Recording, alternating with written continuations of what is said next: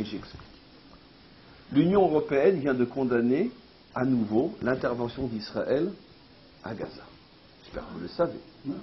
L'Union européenne condamne, bien sûr, c'est condamnation, etc. Donc, la force exagérée utilisée par Israël à Gaza. Pas un mot, même pas une allusion sur le fait que cette force, exagérée ou non, est une réponse après l'assassinat d'un enfant. Pas un mot rappelant que c'est après des semaines et des semaines de bombardements sans que Israël n'ait véritablement riposté.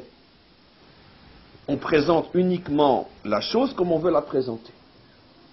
Au moment où l'Union européenne est en Libye, massacre des civils et s'excuse à chaque fois qu'elle massacre des civils, au moment où, en Syrie, on vient d'exécuter hier des centaines de soldats ou d'officiers syriens qu'on a exécutés parce qu'ils ont refusé de tirer à bout portant sur la population, un moment où l'armée française aide un tyran en Côte d'Ivoire à prendre le pouvoir, alors que tous les jours on n'arrive plus à empêcher les nouvelles de s'échapper et on s'aperçoit que ce tyran-là est un massacreur de civils, pas moins massacreur que celui qu'on veut déloger.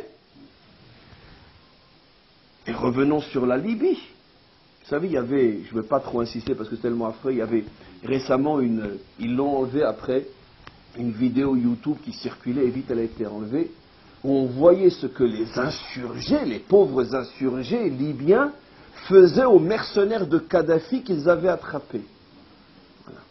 Entre autres, vous me direz c'est pas grand chose, mais entre autres, ils les obligeaient les uns après les autres, je l'ai vu de mes propres yeux, à manger du cadavre d'un chien, manger de la chair crue, et tout celui qui vomissait était immédiatement exécuté. Bon, c'était de sales petits mercenaires de Kadhafi. Mais enfin bon, des gens qui sont capables de faire des choses pareilles, on imagine ce qu'ils feraient lorsqu'ils arriveraient au pouvoir.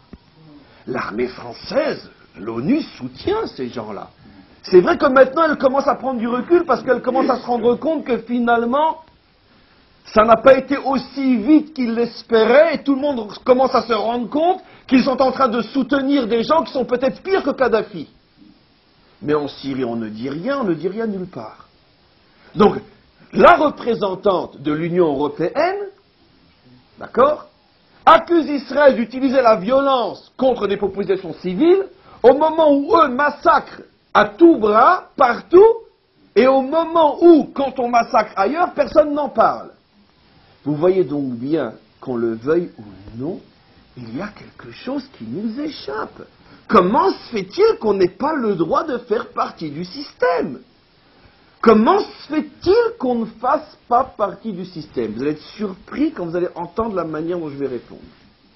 Parce qu'il va falloir faire un nettoyage de cerveau inimaginable. Alors la réponse immédiate, facile, d'accord, du juif galoutique qui n'a rien compris, ouais mais ils sont antisémites.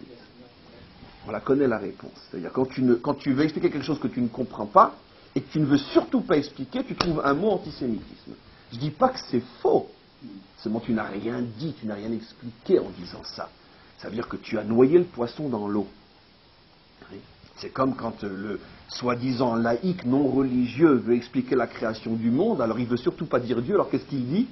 C'est le hasard. Tu as simplement changé le nom de Dieu, mais tu as quand même appelé quelque chose, tu as quand même défini quelque chose. Tu avoues quand même qu'il y a une source, seulement la source tu l'appelles le hasard. Donc c'est un jeu de mots